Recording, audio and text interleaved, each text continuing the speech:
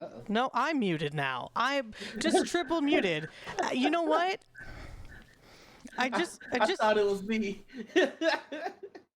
I just made a post about how I've done 30 productions in 2 years, and I still mute myself and mute the stream. So, you know. Hey, see, you calling it like Babe Ruth, though. You should be proud of it. I am. I'm very proud of what I've done, and I'm very proud about who's the pro streamer now. Yeah, hashtag pro streams. Thank you so much for that hydrate. Oh, all right. Let's just jump right into this. I am so excited for this. This game, Tides of Yair, has been in the works since like February, since even before then, because I've wanted to run a 5th edition D&D game that was serious. So for the longest time, this was literally just titled Serious D&D Game. I wanted high magic, high fantasy, serious D&D game. And these schmucks agreed to come play with me. And the only schmuck you see on the screen, though, right now, is the wonderful Noir Enigma. So why don't you tell us who you are, friend, where we can find you. Do not tell us anything about your character. We'll just do that in a little bit. But who are you? Where can we find you? Hey, everybody. I'm the lead schmuck. I go by Noir. Pronouns he, they, all day. I'm the community manager for Evil Genius Games. The host of Morning Ritual. And anything else you want to know about me, you can find on Twitter. Yeah, there are links in chat. So we got that. Oh my gosh, Midnight Cinna just tipped the stream $50, Hey! which means I haven't even put the bar up on the screen yet because I forgot. But thank you. Hashtag pro streams. So the challenge bar, y'all, we're bringing back the challenge bar. And that is every $50 that y'all decide to tip to the stream, pays out the players. Everybody gets a little share equally. But it allows me to up the difficulty of the game, especially like something for the session, right? It's not an advantage or disadvantage. It's nothing that messes with the mechanics. It's like your ex texts you suddenly at 2 a.m. What do you do? What do you do? Yeah, so that's what we're doing. So Midnight Cinna, thank you so much for kicking that off. I'm like literally trying to load it onto the screen. So let me go ahead and do that real quick, because again, hashtag pro streams. This is what we do here. Challenge bar goal. Well, we'll leave that goal up there, and we've already partially met this goal. So 07, I don't know, 01 2022.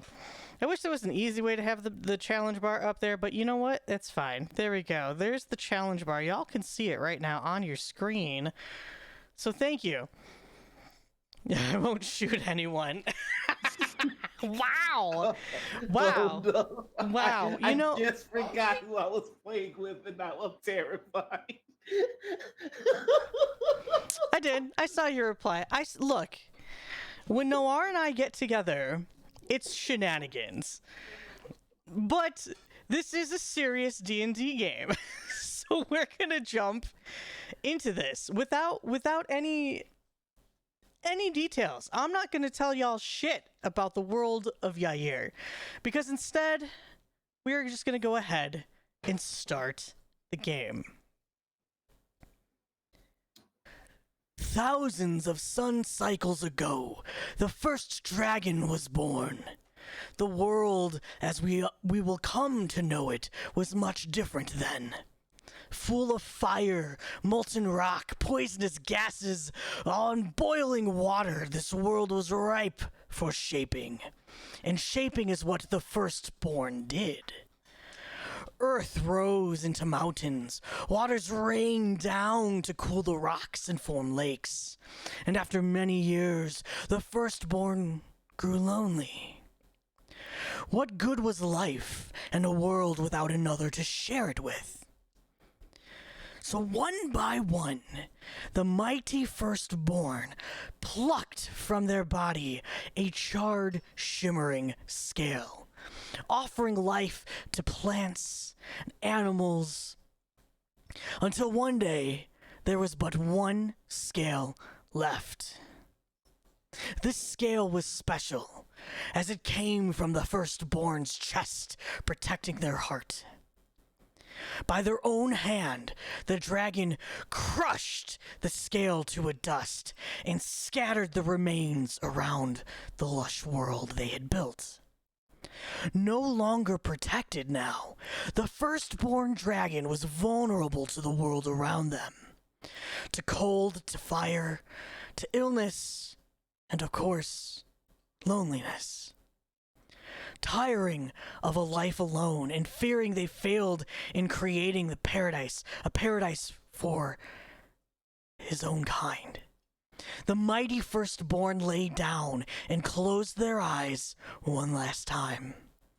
Upon their final exhale, the world changed again. Each piece of the dragon's scale dust was infused with the dragon's very own life essence, and a new generation of dragons were born. But this time, none would be alone. And if you don't want to end up cast out of our village and left alone in the barrens, you better save the last bullet shank for me, says Great Uncle Grum Evergreen, as you all are sitting around a festival table set up with your village. We see young dwarfs, orcs, humans, all joining in this large harvest feast.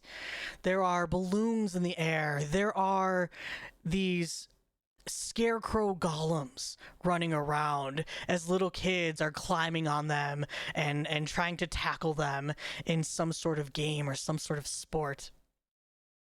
And at this table, we see a couple folks. The person just speaking, Great Uncle Grum Evergreen, is an old dwarf.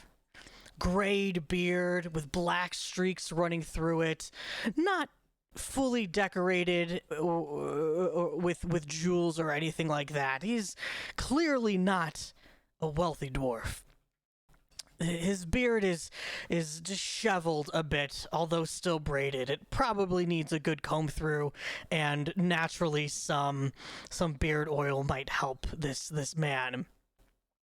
And he sits at the head of the table with a plate full of food, amongst mostly children, but there is one adult at the kids' table, so to speak. A half-orc named Nazar. Am I saying that right? That is correct. Thank you. Why don't you go ahead and tell us what Nazar looks like? So Nazar is lean with light gray skin and curly black and brown hair, with a tuft of a beard. Nothing as impressive as his dwarven kinfolk, but it's coming along. He's got yellow eyes and he's wearing a very comfortable hemp shirt with leather bracers and leather greaves, and just bits of leather armor. Um, really more decorative than protective without its main chest plate, which is at home. And he's just looking around at some of the kids at the table, and it's just gonna kind of lean in and whisper, "Every year with that story, and it never gets any better." You hear the sound of you have siblings, correct? I do. Tell us about your siblings. So, I think the first to laugh is going to be Teeny. Teeny is also a half orc. Her real name is Maradol. She's about 11 years old and is eager to join in all of the adventures that Nazar finds themselves in. And even at 11, she is uh, almost as strong as Nazar is. Nazar takes more after his dwarven father, who is stout but also agile. But Meridol takes after their full orcish mother, who is just strong, just just dumb strong. Yes, I love this. So we hear the laughter of Matadol and the other children who can kind of like who are within like eavesdrop of you are laughing as well. But among the laughter, as a rather unlikable man makes his way around the table. Look, we started with the challenge bar. I had to bring this character in already. So this is the challenge bar. This is what we get, y'all. Y'all made this. Midnight Suna made this happen. Thank you so much. A man more finely dressed, I would say. Actually, you know what, Noir? How about you tell me what Burroughs looks like? Burroughs looks like a medieval fantasy crypto bro. He's wearing... disgusting. Oh. He's wearing very fine silk clothing that doesn't make sense here in the colder temperatures. He's wearing silk scarves underneath his fur scarves, which like underneath his fur coat. A crown of some sort. He's not really nobility, but he acts the part. White gloves because he doesn't want to touch anything. And his shoes cost more than half of our village. Yeah, the crown is more a self-appointed item. The thing about Yair, and we'll get a little into the comings and goings of some lore here, is there are dragons that typically rule. Very rarely do you have non-dragon folk ruling the lands. They are powerful, they are wise, they are just, they are fearsome. And this region, which, by the way, Noir, did you ever name your village? So I'm naming it Halcyd. So Halcyd. Mm-hmm. Okay. Halcyd. Halcyd. Halcyd. Love it. Okay. I like how my thing keeps wanting to say Halcyon. And that's not it. So the village of Halcyd is kind of a lovely place, typically. It sees all 4 seasons. There is much farmland in this area, even though it is in the very far upper northern regions of this realm. Only recently has there been an early frost. And by early frost, I mean you had to harvest now, and this is summertime. So something has been going on. It has been much colder. Grains have been killed far too early. Some of the grounds are frigid, frozen completely over. The lake, in which provides water and other sustenance like fish, is also freezing, killing very vital resources for your people. And that's a point of contention for this early celebration, where the children are having a good time, unaware of the troubles that their parents are going through. The parents and the people, the adults of the village, however, are huddled close, whispering to one another. Were you able to pay your taxes this year? No, of course. We didn't even get a crop to sprout yet.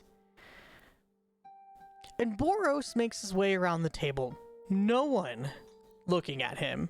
And if they do, he simply turns his head, scoffs. But you do feel a hand on your shoulder, that white glove setting down. A very weak squeeze, mind you, should be felt in your shoulder. And you hear...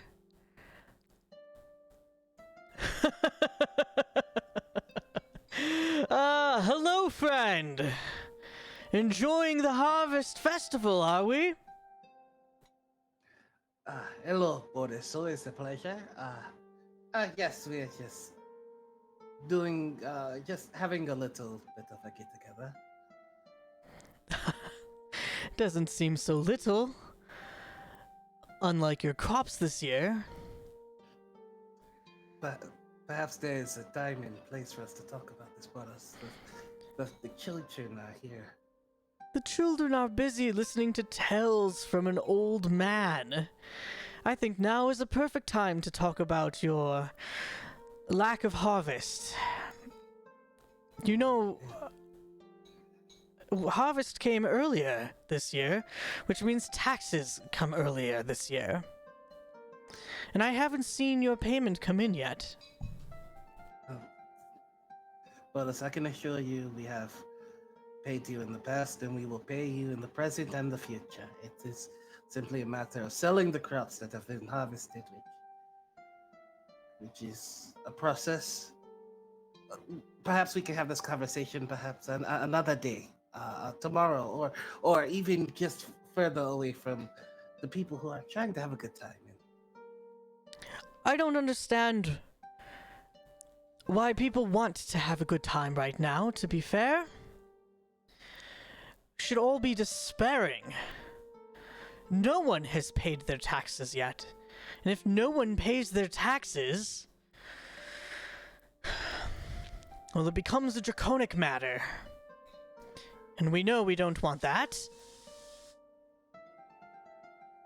Begging your pardon, Boros, but the people in the land are the same. If the people are miserable, the land will be miserable. This is simply an attempt to restore balance, to bring joy to the land, so that we might be able to give you your coin that's so very important. The people around the table, who are very clearly now able to hear this, some of them are just sipping maybe their ale and just trying to hide. There is a lot of shame, a lot of guilt, a lot of anger coming from these people. But they're looking to you, Nazar. They're looking to you to speak, because Boros, for whatever reason, always seems to come for you first. Whenever something is wrong or something isn't working right, somehow you're connected to it, whether you are or aren't. But in Boros's eyes, you're a threat. And it's clear as he moves his hand and picks up your drink. He swishes it around a little bit, takes a little sip. Even the ale this year is too light. Plebeian drink, friend, is it not? Sets it down back in front of you.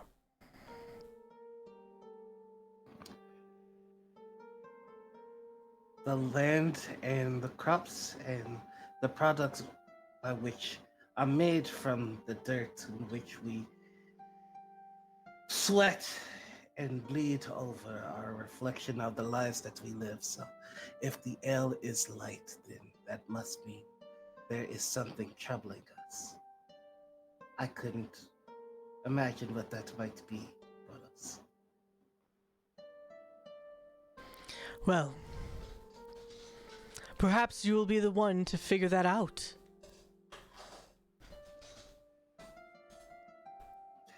As my father before me, if there is a problem, I will find a solution, and we will all be happier for it. If your father were here, there would be no reason for a solution. Your father paid his dues on time. Your father had some of the best crops in this land. Your father sits on a beautiful piece of land. And now that your father is no longer here, I can guarantee that the comforts and safety that my rule has provided your family will not last much longer. And he leans in so he can whisper in your ear. And yes, you should take that as a threat.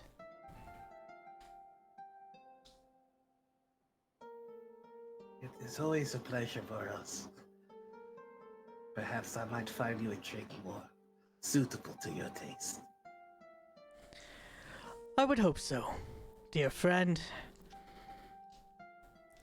Happy festival. Happy festival. And he tucks his white-gloved hands behind his back after fluffing one of his silk scarves, one of the many silk scarves that he wears. And he heads back off, most likely to his own mansion on this land. I think the first thing Nazar is gonna do is look to the kids to see if they noticed. The kids are kind of like leaning in a bit because like they're listening, they're right there, especially your siblings. But so is Great Uncle Grum, the old dwarf who, while is pretending to eat, isn't eating. It was attempting to entertain the kids in a very fake manner, but keeping his big old ears wide open to your conversation. And he looks to you. Ah, Nazar. How about you and I go for a little stroll? What say you? I think that would be good. I had to hold my breath so long when Boris was here. It smells of perfume and ugh. That man has never spent a day in the field. No, I'm sure that sip of my ale that he had will put him right on his ass by the morning. You know that is true. Come on, take a walk with me.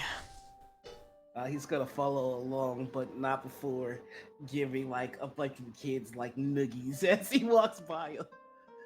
And they're all like swatting at you, but like also giggling.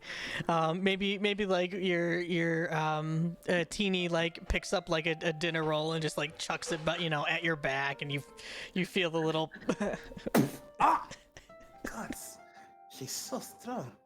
Got an arm. That's so strong. And you start walking along the rest of the village. Why don't you go ahead? What does this not quite snow-capped village look like? What would you say the architecture's like? I would say that the meeting spot is on a ledge on the mountains that overlooks the fields of Halcyd. And there's a trail that the people have to walk from the ledge to the fields that have the different farms of Halcyd. So, like, as they're looking over, there you can see that from the mountains is like frost encroaching on some of the greenery. So where all of this would be green before, like, there's a large swath of the greenery that is just dead, like it never started to grow. And I think when Nazar sees that, there's just like a heavy sigh. The sigh is matched by Great Uncle Grum. You know, your father and I, we used to go on adventures quite often, especially once you were born. It gave us the time and the freedom putting you to work so he could have a little break. We would explore the mountains off in the distance. Tall bastards they are. But beautiful, despite how frigid they can get. There are trees, beasts. There may even be cultures out there. But we never got to explore too much. The dragon, the king of this area, was known to keep close guard. We could use with a little bit of dragon fire, don't you think? Be nice to knock the cold off. My old bones could certainly use a bit of dragon fire. But I have a fear. I have seen it in the crows as they move away from these lands. These omens that come from the sky. They worry me, Nazar. More than just the crops we are losing, the lake we are losing, our food, our comforts. I have a fear that there is something wrong with our dragon. And while I used to go on adventure, no longer am I able to. And he kind of like lifts up his pant leg, and you can see that both of his legs from like the knees down are pegged with various carved ornate wood. The mountains call to me, as the crows do every morning, bringing me little gifts, little treasures they find. I wanted to show you this, because I think you have your father's spirit, but you also have your father's agility, which may come in handy. And he opens up his one of his pouches, and he hands you a dragon scale. It's white. It is... Well, I can let you roll. How often do you see dragon scales? I'm gonna say not very often, but I'll do a nature roll. Yeah, go ahead. You could do nature, you could do history, you could do whatever feels appropriate. First roll of the game. We're gonna do nature because I'm powerful, dumb. Okay, that's a 17 plus 3, 19. Woo-hoo-hoo! First roll's a 19. Fantastic. At a 19, you may not have... You may never have seen the great dragon of the north, who goes by many, many names. But occasionally, you may have seen some like dragonlings or wormlings, and so you've been able to see their scales, or have even found sheddings of dragon scales, which can be used as shovels. Once crafted, can be used as other tools or weapons, even armor. They're very rare, but perhaps your father possessed a dragon scale tool of some sort, which is a treasure, a family heirloom on your land, in your family. And to see this scale, however, as you touch it, there is almost... You're filled with a sense of worry, because this is a fresh scale. There is still flesh at the edge. This is not a scale that was shed.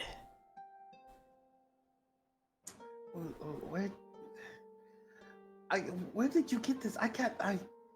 I can't take this. I can't promise you that I won't sell it. It's just this is rare. This would get Boros off of us for at least a week or two.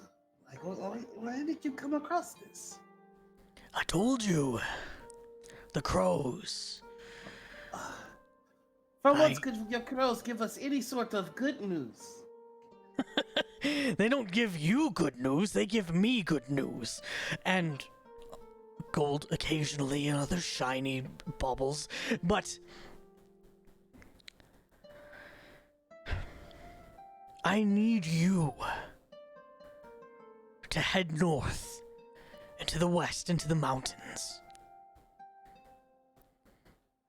We have not heard from Bergar in many months. All we have is the word of Boros. And do you trust the word of Boros? I don't trust that man at all, but I can't leave our fields. I can't leave the farm.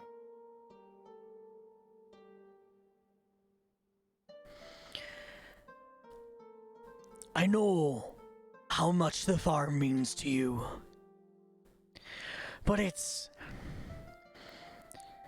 there's something in my bones telling me this is far more.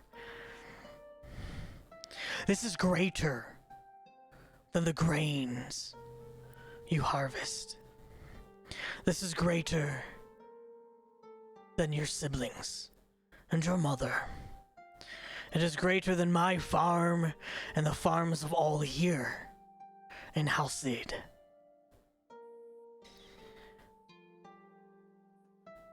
I will... Oh, please. If I leave, I don't want them to think that I run. I will watch over to your farm and your family. Your mother is more than capable. Sister? And your sister, though young, can certainly handle herself. This is also true.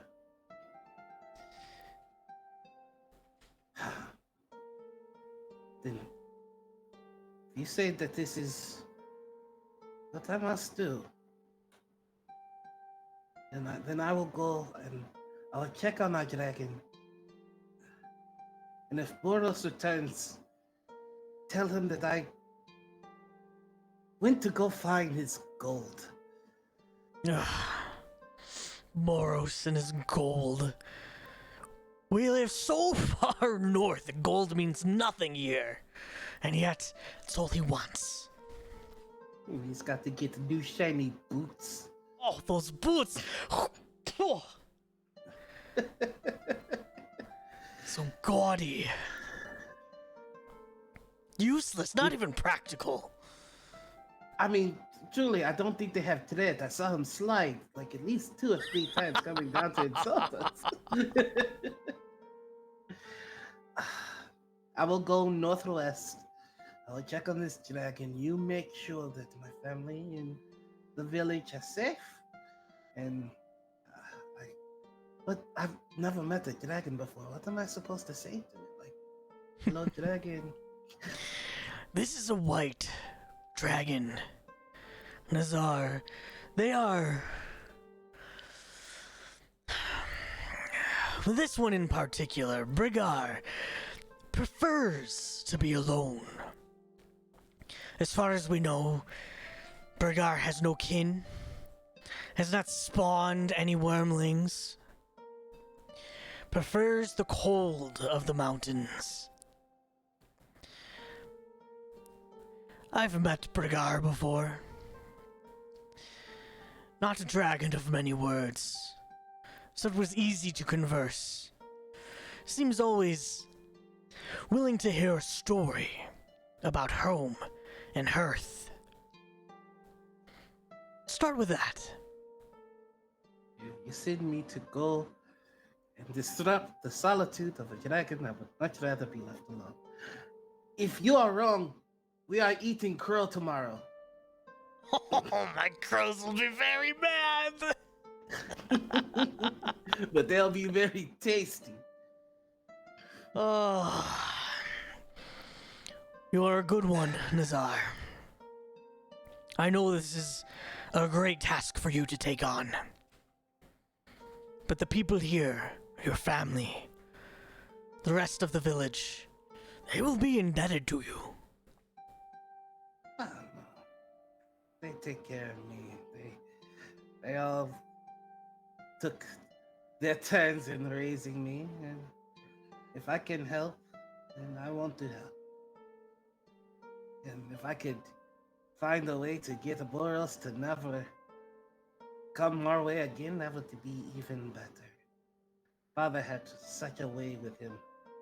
It's like he's scared him to death or something. I don't know how he did it. Well, unfortunately, your father took secrets to his grave. But still, he was a good man. He cared deeply for you, for the people of this village. And I know he would be proud that you are going on this undertaking. Alright, well, let me tell the little ones and mother, and then I'll grab everything that I need. This shouldn't be too dangerous, but I think I'll grab the rest of the armor. I've never been in the mountains before. Is it scary? No, it's cold. It's always cold these days, so that's fine. I can handle cold. I can't handle scary. All right. Do you need help walking down the trail to get back to the lake, or will you be all right? Just because I'm old doesn't mean I can't continue walking. I've got 2 good legs. We'll be fine. I don't ask because you're old. I ask because you're old and you're drunk. Isn't that obvious? And he like pulls out a little flask and continues drinking. With that, Nazar's gonna respectfully make his way back to the ledge and over to his mother to tell her that he's gotta go off on an adventure. Yes, it is going to be adventure time. Now, my question is, do you want to speak with your mother, or would you like to continue on? I think he's going to give an awkward speech, because like if he just vanishes, I think that'll unsettle everyone. So as soon as he gets back to the ledge, he's gonna hop on a table and just kind of ding a glass. Everyone, I'm going to go and check on the car.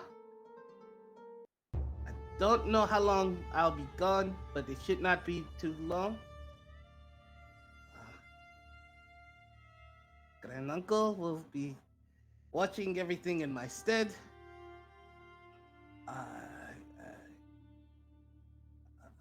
That's it.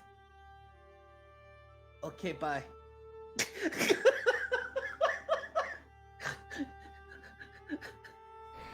Perhaps you hop off the table, and before you can even head back to your own homestead, your mother, you feel strong arms reach out to you.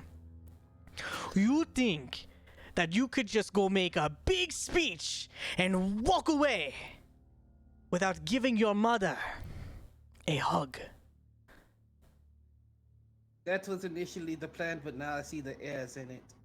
Can't even reach it. You are such a fool! Oh. But a brave fool. I did not want to go, but the crows told him that I need to go, and Father listened to him, so I thought that I should listen to him.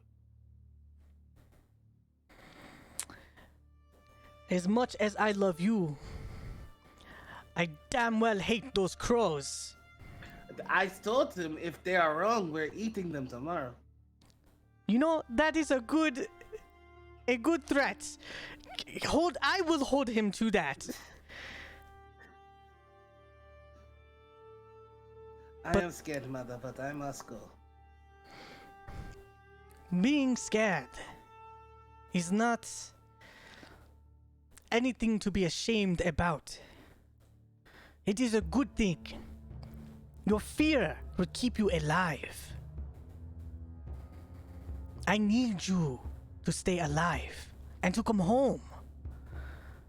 Come home to your family. I promise I'll come home, and maybe I'll even make a dragon friend, and we can convince him to eat the Boros. Please, if you could make that true, you would wear that crown. But I will not let you wear those shoes. There are no threat. Did you see him fall? There is no tread. I watched him slip. It was great. His arms were flailing. His arms flail more than the scarf he wears around his neck. Why did he make a scarf out of such thin material? It doesn't help with anything. He wears the crown. It's too heavy. It chokes out any smarts that he had. I don't think he had them to begin with, to be honest. I'm going to miss you, Nazar. Then I will make sure that you don't have to miss me long. Oh, if a mother could say that she had a perfect son, I would say this. But you didn't make your bed this morning, so I cannot say that you are perfect. And then I messed up the speech where I didn't give you a hug first. Yeah. The hug comes first. Then the speech. Hug first, then speech. Lesson well, I learned. don't have any speech to give, but he gives another hug. She crushes you in her arms as a mother would, knowing her child is about to go on some incredibly dangerous mission. You're so strong. As are you, Nazar. Like pops a muscle, pops a bone back into place. Your hand's like, oh, that one feels good. All right, and you see he straps on the leather armor, his dad's leather armor, which his dad being a dwarf, it only comes up to like about the abdomen. And then there's just like makeshift metal plates in the cut area. And then he has his dad's longbow and quiver.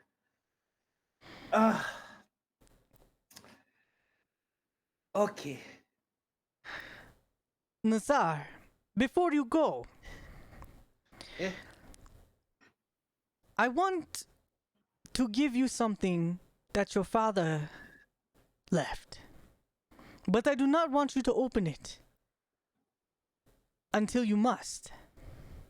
Well, how well I know when I must. You know that awful saying, you will know when the time is right. Oh, I hate that. I hate that saying too. I just want to punch it. But this is a wish of your father. All right. I will not open it until I know to open it. And she goes ahead and takes this bundled item and stuffs it in your sack. Maybe taking out a ration or two to get it to fit. You don't need those. You need this. Okay, so that is 4 days of rations instead of a full week. That's fine. I'll just move quicker. All right. Well, assuming I'm not forgetting anything else, I love you all. Please be well. Bye. It just starts walking. Oh, I love Nazar so much. I love Nazar so much. Whew. All right. You begin on this journey through, well, I guess my question is, you have two options. You can go by foot, or here I can even pull up the map a little bit more. Let me see here. Let's zoomies in. So you are, I know you can't see, but it is on stream. Stream can see, you can't. I'm watching the stream. Oh, you're watching the stream? Great. You're 10 seconds behind. You'll see it pop up. Yeah. This is where your village is located. And so you have two options. You could either cross the lake or go on foot through the mountains. Yeah, he's gonna go on foot. Go on foot? Okay. Don't want to ford the river? Nope. Fair enough. A little superstitious about that. I don't blame him. I don't blame him at all. So we're gonna go ahead then, and I'm gonna have you make a couple survival rolls because I kind of want to. I'm not gonna have, like, we're not hex crawling. We're not gonna sit and go day by day by day. I want just a couple survival rolls from you. Give me 3 of them. What is this first number you just rolled? Oh, it's not great. That's a 6 Ooh, total. 6 total. Okay, great. How about another one?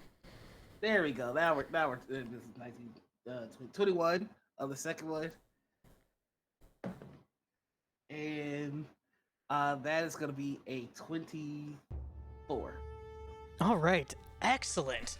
So with a 24, a 21, and a 6, your journey to the northwest mountain region, where you know Brigar is located.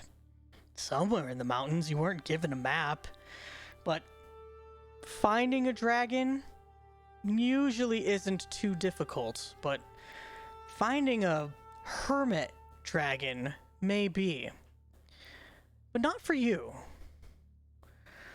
You're able to pick up, as you're making your way through the fields first, you can see just the devastation in the lands. You can see and you feel it in your heart and your soul, the suffering that people who lived more on the outskirts, who owned this land, how worse off they are even compared to you. This is a devastating freeze over. But you continue on. You march forward, making your way through flatlands until maybe you start to get a little shorter of breath as you start having to climb up. There is a trail. It is not a well-kept trail. Occasionally you will lose it, but you continue on ahead. And I'm gonna let's see. Do I have you roll? No, I don't have you roll. You rolled really well. You rolled a 24. It takes you almost a week of travel by foot to get up into the mountains. And eventually there are these large blue trees. And they're only blue because they are encrusted in an ice magic. They are unlike any of the other trees, and you know you are near the dragon's lair as they become more prominent. And they're quite magnificent. This is something that you would maybe see, like, if you, for whatever reason, dropped a log into the lake and pulled it out, but it wouldn't have that magical blue glow almost to it. And so you're able to follow this path instead. However, go ahead and roll me. You can roll survival or nature. You're basically... Go ahead and roll me survival or nature. That's a 13 total. Okay. On a 13, the tracks that you leave are not the only tracks you see. There are various other tracks. I'm sorry. Yeah. I'm a natural explorer, and mountains are my favorite. Oh, is your favorite terrain? So it's a 16. Oh, even okay. So on a 16, you are able to tell that the tracks are a combination of like wolf, human, orc. There's a variety of tracks up here. And you could see like sled marks from like a wooden like toboggan going up into what you'll eventually come to see, the mouth of a cave. What do you want to do?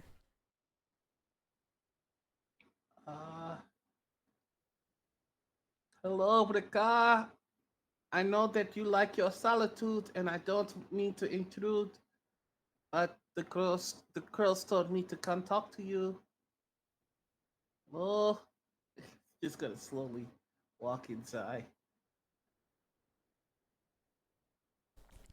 Your voice echoes almost melodically, as if the ice, which isn't nearly as cold as it is outside, it's actually quite pleasant. Still chilly. Maybe a nice like 30 degrees instead of 10 degrees. You could still see your breath as you breathe.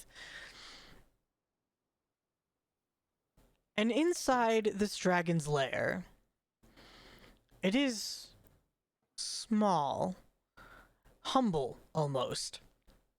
There aren't hordes of gold. This dragon cares little for gold. It's never demanded gold. But instead you see these little, well, for the dragon, they're little. For you, they're maybe 5 to 10 feet in diameter. There are these planters. And if you were to look up for a second, you can see that there is light shining in from the sun.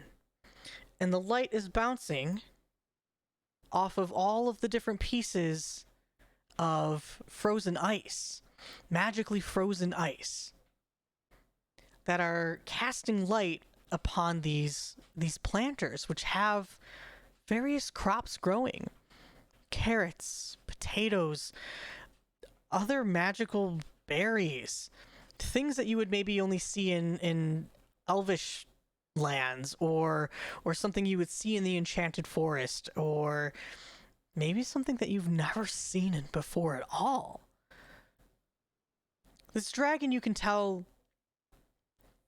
admires life, even in the harshest of terrain. Perhaps that's why they've kept your lands not as frigid. Perhaps they controlled the weather. There's a thought you could think. It's actually quite beautiful in here. But there is no dragon to be found. Brika, I love your little garden area. You could use tips. I'm gonna search around to see if I can find any sign of where Picard might have gone. Yeah, go ahead and roll me an investigate. Ooh, I'm not smart. Hey, that's a 19. Hey, but a 19's great. I love these die. My investigate is +1. That's a dirty 20. We will take a dirty 20. That is a brilliant roll to have. There are... You can see an obvious area where the dragon sleeps. It is kind of like just crushed. Compacted is the better word. Compacted snow, where the dragon rests, and clearly rests there all the time. There is a path pacing back and forth between all of the different planters. And there are slopes. Some of them are large steps, but they would take a whole body lift just to even get up them. But they do lead beyond the hole where the sun is coming from. And inside this cave as well, with the dirty 20, you also do see the toboggan, the wolf tracks, the orc tracks, the human tracks, all heading up. Oh, I don't like this. I let's see. What do I have if I have an explorer's kit? So what is in that? Anything to help me here? Kinda. So I have rope. I would like to attach the rope to an arrow and fire it as a makeshift uh like grappling Like a hook. grappling hook? Yes, I love this. Okay, okay. So this is like an improvised thing. Go ahead and Mm-hmm. just roll me a ranged attack. Roll me a ranged attack. Hell yeah. All right. So I get +6 to attack. That is a 15. 21. It's beautiful. 21. 21 is a very good roll. You hear the sound echoing as your arrow finds its perch pretty high up. You tug, make sure your rope is tied enough, and it seems like it's in there. For the car, just in case you're nearby and you heard me fire an arrow, it wasn't like an attack or anything, okay? It's climbing. You only hear the sound of your voice echoing. I think he's talking more to keep himself from being afraid than Yeah, I think so too. But yeah, he's gonna climb all the way to the top. All right. With the assistance of the rope, I'm not even going to have you roll. That was a very smart thing to do here, especially because you do have that explorer's kit. You're able to make your way to the top.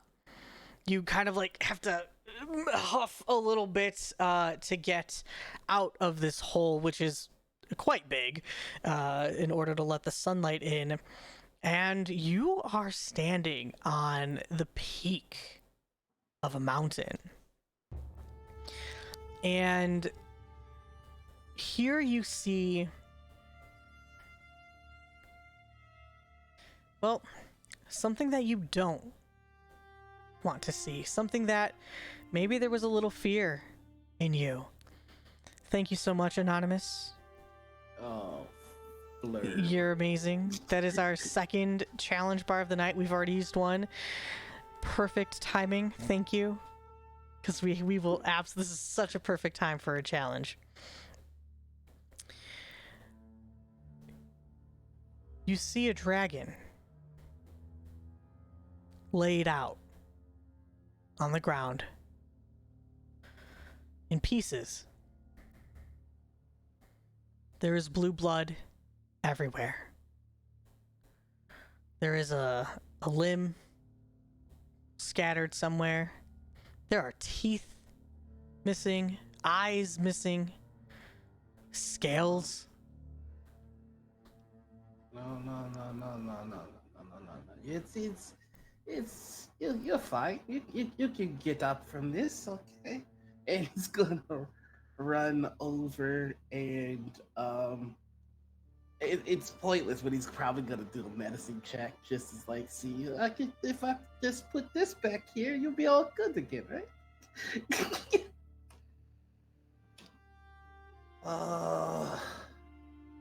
Okay. All right. Okay. Crows could have told me so I could get here a little faster to help. All right. No, that's all right. It's okay. But God, come on. Yeah, he's just trying desperately to do something. Like, Yeah. There is no movement. There are this creature, this being, this beautiful, beautiful being who only wanted solitude, who only wanted to cherish life, no longer has his own. He does not move. He doesn't do anything. Roll me a perception check. Oh, he's pissed. That's a nat 20. All right. Plus. Any pluses? Yes, I do get a plus. Okay, because I'm going to make a dice roll too. Rangers are good at seeing things. That's a 23. Okay, not super great. I rolled a 12. You can see tracks. You can see a blood trail of blue blood heading down the opposite side of the mountain that you came up. And perhaps if you were to go up to the edge, you could see what appears to be a group of people with a couple wolves. There's an orc, a couple humans, and they are dragging on the toboggan whatever they harvested from this dragon. But there's something else that you see. If you zoom in, right? Tell me, what do I see with what my do you orc see with eyes? your orc eyes? God. The worst fucking line of a movie ever. You kind of like brush away some of the snow as it's a bit harsher up here in environment. Is that an egg? It glistens. It glows. And it's almost like as your eyes catch hold of it, you feel a little warmth run through your body. You can see it pulsing with life. Almost as if the egg is breathing.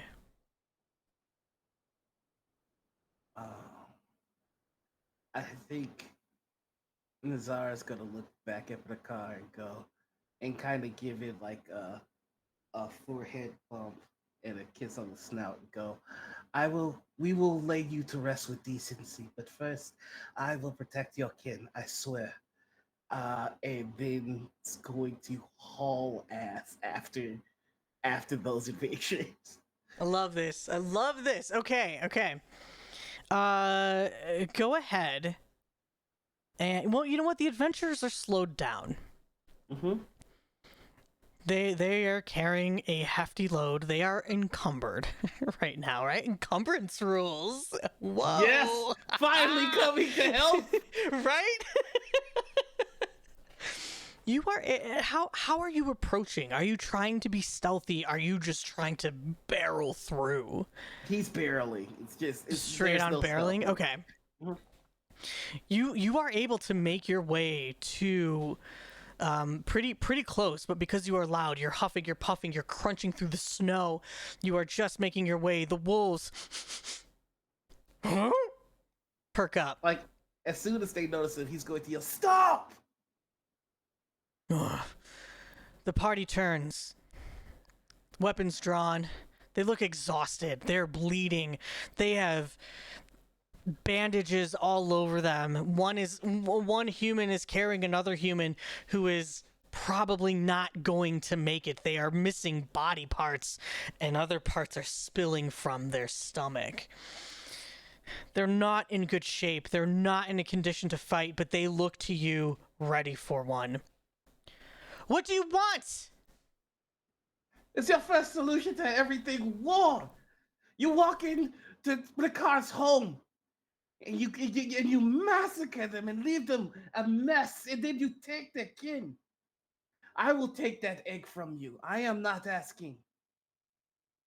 You had no right. Oh, we have no rights, says one of the female humans. She pulls out her bow and arrow and arcs it at you. We were here first. This is our kill. Our find and our treasure. You were not here first. Bricard was here first. Bricard was old.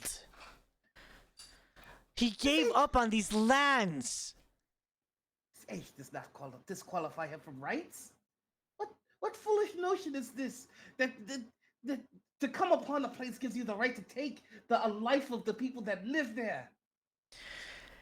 This is the solution to a problem that is likely impacting your own home. Our lands are devastated. We don't have food. We don't have running water. The rivers are frozen. You want us to stand idly by and do nothing? We take the dragon down, and we did. These are our rewards that will feed our people. You have no right to them. Your solution is to butcher and to murder. There are other ways. Did you even talk to Brakar? Brakar was not interested in talking. So because he does not solve your problems, that gives you the right to hack him apart and to take his kin? He has taken our kin, who have been dying from starvation. It is our right to protect our people. This is not protection. This is murder. Have you no decency? Have you no soul? Where are you from? Halcyd, with people with decency. And Decency? A poor farming village? On the outskirts? Not even Brakar would go there. And we will not ask him to. Did you know that Brakar liked to be left alone? Did you know that he prefers his solitude? We respected that, and he respected us for respecting it. But Brakar was a fool. Let his people perish in the winters. In the summer winter. No less.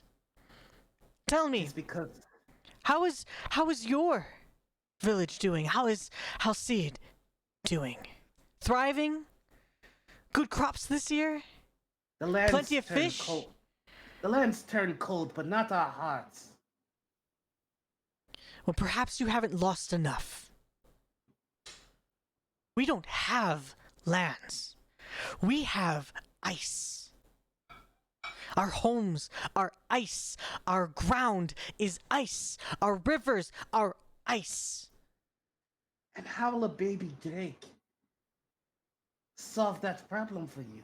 How will taking his child solve that for you?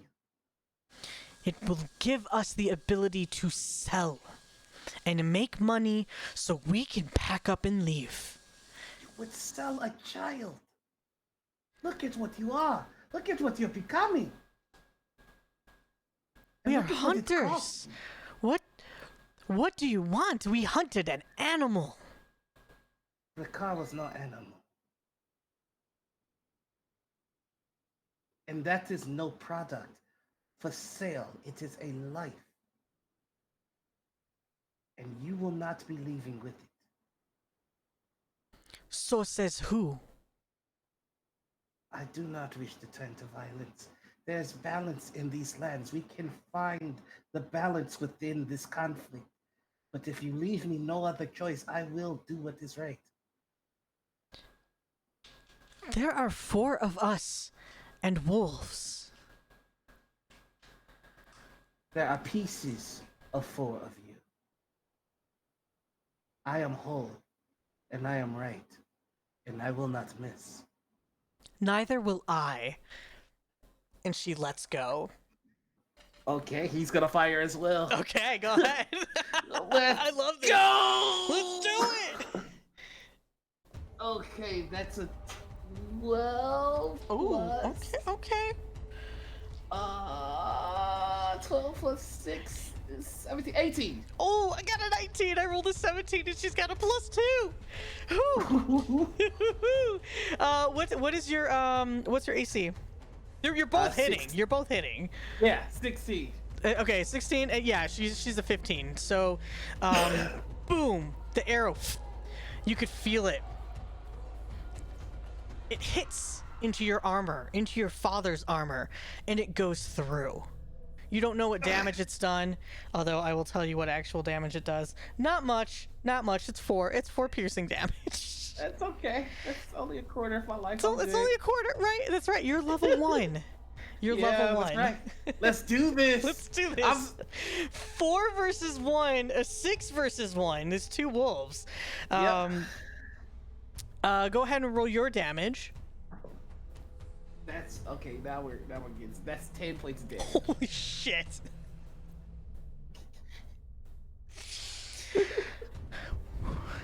Where do you shoot her? Because it's fatal. I think he's trying. His father gave him a rule, which is you only fire if you're willing to kill. So I think it is neck. It's a neck shot. This next shot.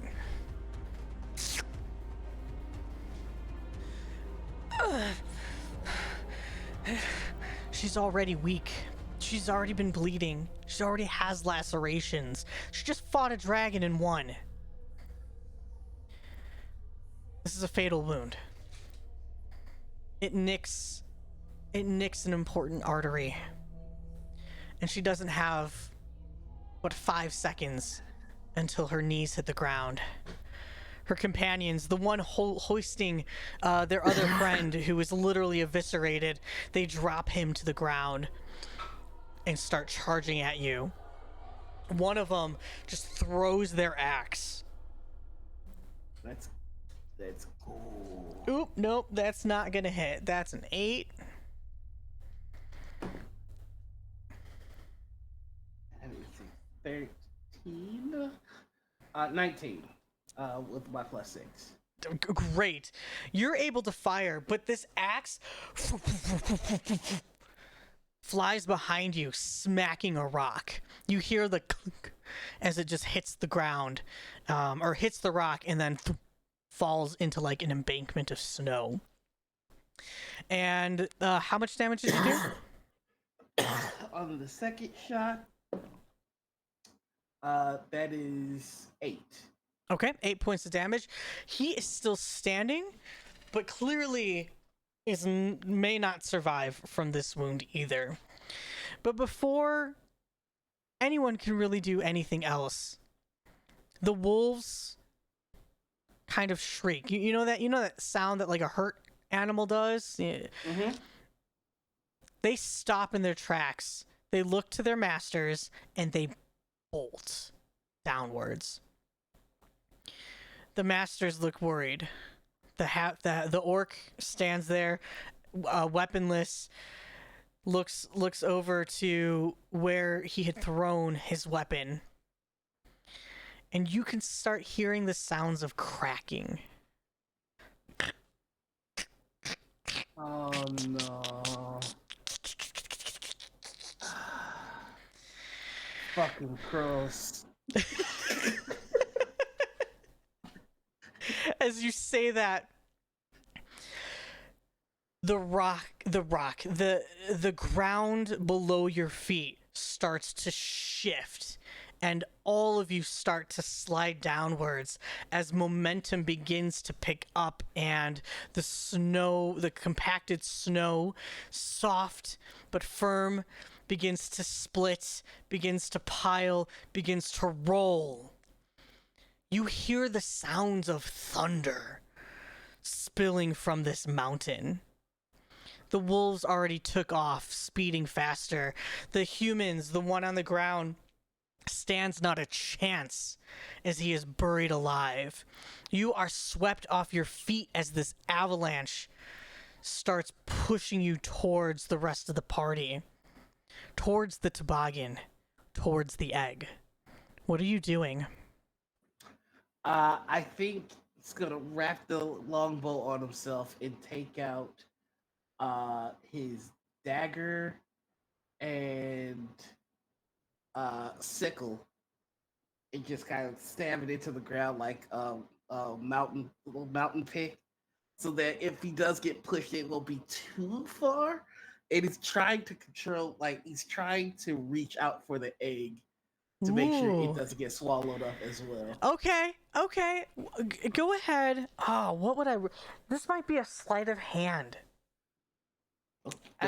This, you know what? This is gonna be 2 rolls. This is gonna be an athletics roll to hold on, right? You gotta hold on, and then the sleight of hand to reach out and grab that egg before it is washed away from you. Okay, so pink is sleight of hand, blue is athletics. Let's go. All right, so for pink, that's a 19. Let's see, hold on. So that's a 19 plus slide of hand 4, so that's 23.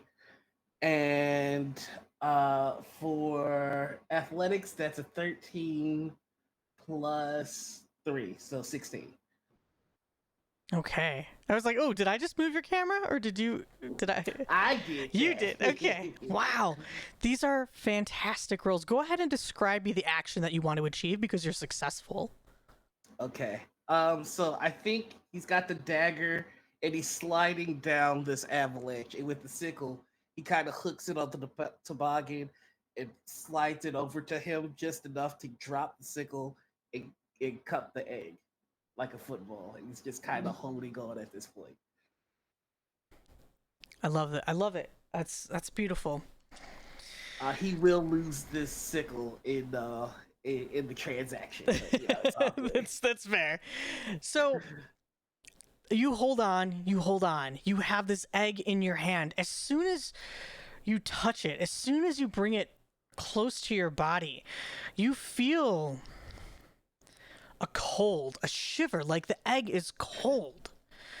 Not necessarily cold to the touch, because it is cold to the touch, but something about it is sending a chill down your spine.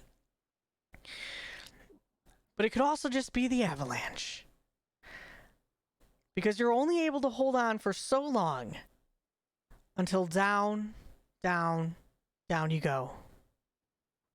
Unconsciousness hits you as you tumble who knows how far down the mountain. You don't know how long you've been out, but I feel like we see like one of those as your hand punches up through the snow. And you've awoken. Fucking gross. Just make sure, like, as soon as he's awake, the first thing he does is make sure that he's got the egg and that the egg's intact. The egg is intact, but it's not glowing nearly as brightly as you had once seen it glow. Shit. Did I break it? Okay, first order of business. He's going to take his adventurer's bag and start emptying it out of everything but clothes. And he's going to put the egg in it, surrounded by the clothes, so that it kind of functions like protection. And he's going to wear it. And he's just kind of looking at all his stuff on the ground. I'll come back for it. And instead of heading home, he is heading up the mountain again to see Brakar. Okay. This is a long trek. You are on the opposite side of the mountain. Not as easy to climb at all. So I'm going to need you to make me a couple survival or athletic rolls. With, I believe, advantage, because this is your favorite terrain. I just get to add my proficiency bonus. Oh, okay. Cool. So, yeah. Oh, that first was not great. Let's see, my proficiency bonus is 2. So 7, 8, 9. So that's a 9 for the first one, and 22 on the second one. Okay. Good. Kind of averages out. This was difficult. This was literally an uphill battle. I feel like there's a little montage of you of Nazar losing his grip every so often, maybe dropping the bag, from his back and sliding back down, having to climb back up. Like, this is a very frustrating task. But you managed to make your way back up. The trail of blue blood is mostly gone from at least that side of the mountain because of the avalanche. But you're able to get over the crest. You're able to crest the mountain tip. Back to the gruesome scene of Bragar. Just gonna walk over and have an egg in his hand when he does, and he goes, I could not save you, but I promised that I would save your kin, and so I'll take it home. I don't know how you pay respects to the dead in your culture. In my culture, we burn our lost on a pyre. I'd imagine being a dragon in the cold that you might do it in ice. So I will have villagers come here, and we will take you to the lake, and we will rest you there in the cold. As or maybe one of our elders might know how best to send you home with respect and decency. But I wanted you to know, if you're watching, that your kin is safe. I murdered one of the ones who did this to you. I don't feel good about it, but maybe that will give you some peace. Okay, bye. Starts to walk home. And another week goes by. And it takes you a little longer. You have to forage for food. You dumped a lot of stuff out. You have no rations. You might even have to hunt for food, which just takes you a little longer. But before you even make it home, perhaps you have just reached where the mountain meets maybe the start of your lands, the village of Halcyd. You feel a rumble. Nope, not up there. On your back. Oh shit, did I break it? And he's going to quickly take the bag off and pull the egg out. Please don't be broke. Please don't be broke. The glow is faster, more radiant. Whoom, whoom, whoom, whoom. You can see a tiny crack starting to form. Oh, I broke it. Okay, this is fine. Okay. What to do? What am I about to do? Okay, I put you in snow. You're cold. You like cold. And he puts it like he toughs up some snow and he just plops the egg on it and he just sits and watches. It moves. Oh, it rattles. The crack grows bigger. Oh no, I didn't break it. I think you're hatching.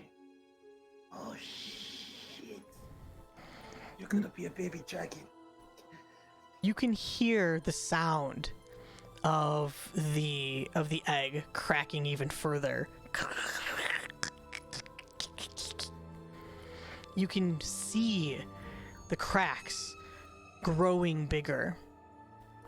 You can see pieces. I mean, this shell is several inches thick. There was no way that you were gonna crack it. But you didn't know that until a little piece falls right at your feet. There's a glow coming from the inside. You try to peek through, but it's too hard to see, too bright. Another piece falls off, and another, and another. Until A leg breaks through. It's a big leg. Then an arm. Then another arm. Another foot. And a tail. You can hear like a the head seems to be stuck a little bit. Oh, let me. He's just going to try and remove the part that the head's having a hard time with. With enough force of this already cracking dragon egg, you are able to pop it off. It's a heavy piece of shell, and it is, as all eggs are, gooey and sticky and disgusting. Let's not forget that egg birth is also gross. And you can discard the piece of shell. And inside, still partially submerged and just soaked in a frigid, cold blue fluid, there is a dragon. A baby dragon. I want you to tell me what this baby dragon looks like. You pick the color. You pick the details. The eyes, the teeth, the wings. What is this dragon? I think, to Nazar's surprise, it's silver, with bright blue eyes, with just a tinge of purple, and there's a tinge of purple on the edge of the silver wings and on the tips of the claws, and the teeth are a combination of like pure white with just a few of them also looking silver as well, like on the sharpest teeth. And I think they just kind of lock eyes, and there's just this long awkward moment, like, hi. You hear as it looks up at you and kind of like pulls its arms out from the little holes and tips over and starts rolling backwards a bit, still in the egg. No. He's just gonna reach into the egg and it's just like, oh, it's like cold soup. It just pull the dragon out of it and just put him on top of the bag that's in the snow and just kind of look at it. Okay. All right.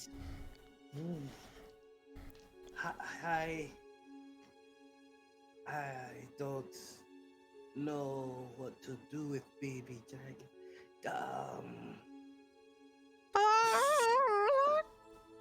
Right. So I'm Nazar, Morabur, and I'm from Halcyd, and I am taking you there. I think you were with a car. She was no longer with us. I'm sorry. I don't know what you eat. I have some moose flanks from my last hunt.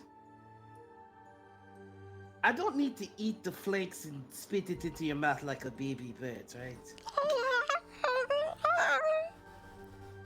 Okay. He's just gonna go into his bag and bring out a flake and just kind of put it down. Like, as silly as it is, this is still a dragon and Nazar is still very nervous. Like, yeah, this is not like it's a small creature, but it's not.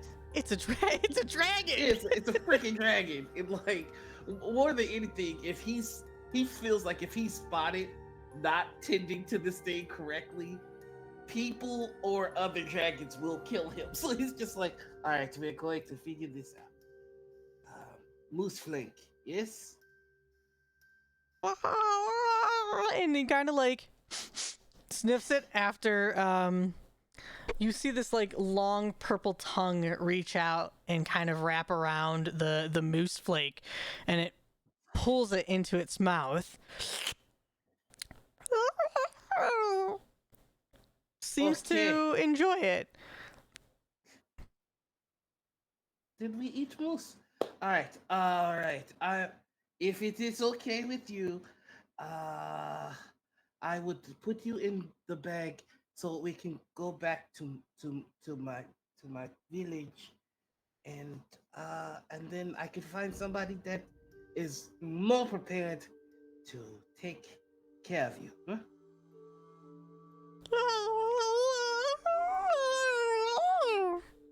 I'm glad that you agree. This is perfect. So he's just going to scoop him up in the backpack and put him on his back. So I don't know how much you know about the car. I don't know much about the car, but I was told that he was one for solitude. I guess now we know what he got up to in that solitude. That's not appropriate for you. That's too old of a joke for you. Sorry. It's gonna You just like, as you laugh because it's such a new sound, you hear the baby dragon like like trying to like mimic the noise you just made. Oh, you think that's funny? Okay, I got a couple of other good ones. What do you call a camel with 3 humps? Pregnant. As you laugh, it again makes that. I like you. Okay. No.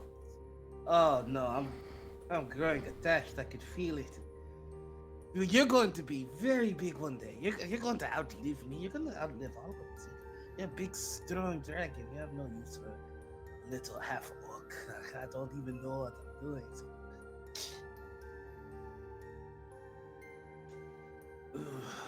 Don't eat anybody in Halcyd.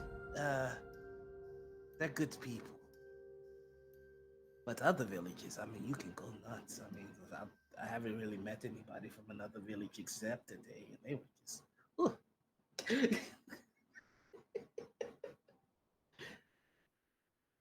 You're able to kind of with a lot of cross banter, the more noises that you make, it seems the more interested that this dragon is and attempts to mimic some of your sounds.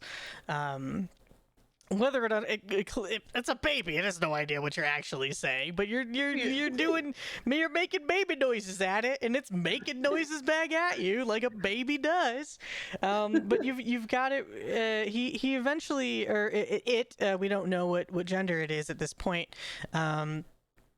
They will eventually fall asleep at some point, as babies tend to do, and you're able to make it back to the outskirts of your village.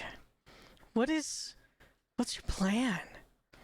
What is Nazar going to do with the report that Bragar is dead and has a kin? This is too much for one day. He's immediately gonna go to the great uncle. First and foremost, so he knows that we're not gonna eat his crows. We flash to Mama. She's like sharpening her blade, like ready to go kill these crows because it's been way too long. You should have been back like a week ago. And he's obviously like banged up. I think he's still like he snapped the arrow, but there's still that arrow. There's a little bit of it lodged out of the armor, because he knows if you take it out and don't treat it, it's gonna be a problem. And he's not exactly sure how he was supposed to do it, so he's just walking. He just walks to him and just goes, "Okay, so the crows are right. The car is dead. Shame. Yes. He was murdered by a gang of humans and orcs and wolves. But they tried to make their way away with an egg, and I was able to. And he points to the arrow. I was able to stop them for the most part, and to retrieve the egg. Then he takes the bag and gently, so that the sleeping dragon doesn't wake up, he goes, and now we have him. We have him, and What? I didn't know what to do. I couldn't let them take him. No, you could not let him take it, but why do you have a baby dragon? Because I wasn't a dragon, but I got him when he was an egg. Now he's not an egg. Now he's a dragon. And I have him. Oh, great gods. Oh, great old one. What? This was your fault. Well, it's not my fault. The crow's dead had nothing to do with the crows suspected that Brigard was dead. Not that Brigard was mating. I didn't know he was mating. I was just as surprised as you. What was I supposed to do? Let these awful people take this egg. Oh, take this baby dragon. No, where's the mother? The mother was going to find you. You should have left the egg because the mother will go find the egg. Well, you put it back in the nest. Don't you know how birds work? Do not pay attention to my crows. Fuck your crows. You're going to wake the baby. I don't want to wake the baby. It's extraordinarily cute. I don't know what to do. I thought you take care of baby. I'm not a parent. You're out of your mind. I'm not a parent. You think Mama will take care of her? I think Mama's going to hit you upside the head. I will, of course. First off, I'm so late. And second off, I came to see you first. And she's going to kill me for that. That is several mistakes. You're dead. So the least you can do, as for the favor of a dead man, is take the dragon. I'm not going to take the dragon. You need to take the dragon. You need to take the dragon to the Council of Dragons. Every time you send me places, it goes balls up. I don't know, it sounds like this one went just fine. Oh, you made it back. Yes, and I'm holding a baby dragon. Oh, fuck. Hello, little fella. Let's. I don't know. I'm not a. Okay. He's just going to give Great Uncle the stink eye and head over to his mom's house. Go to the Council of Dragons. Well, I've got to go see my mother first. Good luck. You're dead. If I will haunt you if she kills me. I will possess your dragon and shit on all of your things. He's just going to walk this house. I love you, Noir, so much.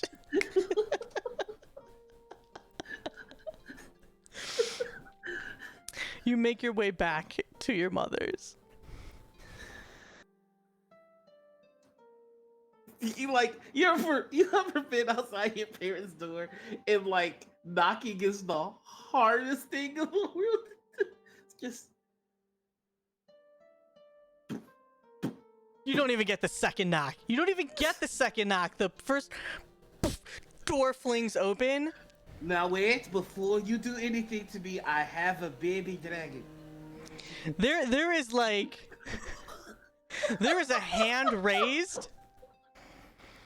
And your mother stands there. Get your ass inside. Oh, that is appropriate. He just goes in holding the thing. He's holding the dragon for protection at this point. You got yourself a dragon shield right there. Can't mess with. There's a baby around, right? What is this? Okay. So, the curls are right. Something was wrong with the car. So he was murdered. He was murdered by humans and orcs and wolves.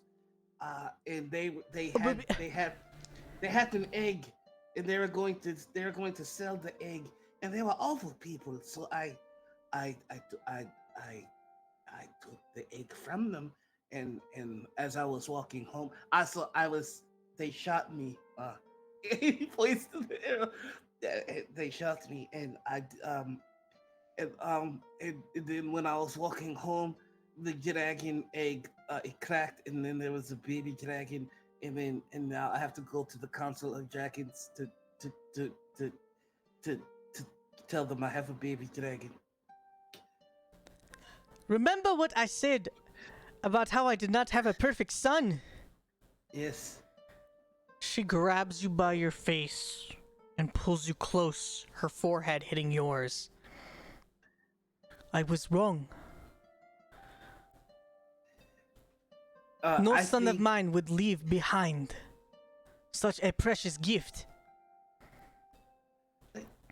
They were going to sell it, and he's really nice, but we have to return him to his mother, and I wanted to see if I can get a couple of people from the village to lay the car to rest properly. They dishonored him, so they massacred him in his own home, and I don't know how dragons are laid to rest, but we cannot leave him there. They tore him apart. I will go ahead and lead this party. We will go find Brikar and put him to rest the way he deserves. But you, Nazar, I just get you back home, and now you're telling me that you need to go to the Council of Dragons. I don't know what to do with the baby dragon. It likes moose flanks, but it will also someday grow up to shoots. I don't know, ice or fire or lightning or something from its mouth, and I don't think that we want to be around when it starts to learn how to do that. It is not safe here either way. Boros has been here every day for the past 5 days looking for you. I can only hold him off so long before I want to kill him myself. But now that you tell me Brikar is dead, I could just kill him myself. I don't want you to get in any sort of trouble, Maba. From what I've seen, the humans, all they want to do is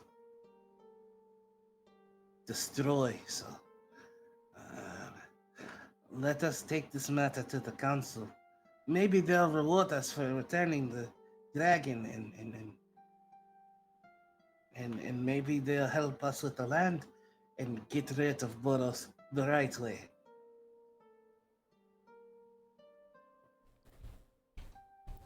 I do not want to see you go again. Things are already hard here. I don't want to go. Honestly, this really hurts. And he points to you looking at the hair. Oh my god, you have an arrow in you! Put the baby down! Will you not hit me if I put the baby down? I will hit you if you don't put the baby down! That seems fair.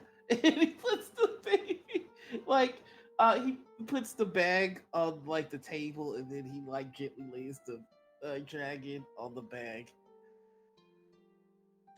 She's gonna go ahead and tend to your wounds. And I think the last thing as we see tonight as the camera kind of fades is a little tug of the arrow being pulled out, and the wound stuffed with a salve. The bleeding held back. Your chest is wrapped, and we see another Kepi kiss from your mother. but we also see the wagging of a finger. And we don't need to hear what is said.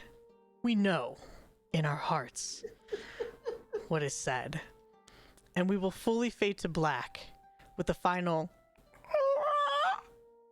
sound of the baby dragon stirring. And that's it. That's the first episode of Tides of Yair. Thank you, Noir. This is so fun. And I know people want to know the dragon's name. You will get that later. Yep, you're gonna have to wait. You're gonna have to wait a really long time for that too, because we are playing every other week. So we will not be here next week, but we will be here in 2 weeks. It's a very casual game. We have who is up? Is Katie Source up next, or was Live in a Day? Lives next. Okay, Live in a Day is going to be next. They will be playing with us. We'll experience their character and see what goes on. But oh my gosh, Noir, I love what you did. I love Nazar. Oh my gosh, so good. I'm sorry, I'm just laughing at how many Mandalorian memes we've been getting in chat. I would like to see the baby. Yep. It's perfect. Come on, how could you not? How could you not with a baby? You have a baby dragon. I'm a baby dragon. You got baby dragon.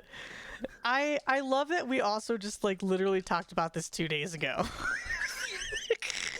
You got my 5, 4, 3, 2, 1 today. You literally rolled dice today. Like it was. Oh my gosh. I love playing with you, Noir. You are absolutely wonderful. And you know who else is wonderful? Everybody tonight who resubbed. Thank you so much for that. Everybody who tipped the channel. We had 2 challenge bars. The first one was used to bring Boros into the story. I wasn't planning on actually bringing him in yet.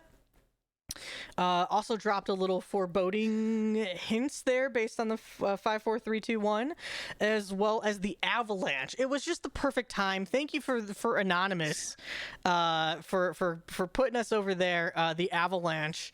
It was just I wasn't gonna have an avalanche, but I was like, oh man, this would be a good challenge if we hit that.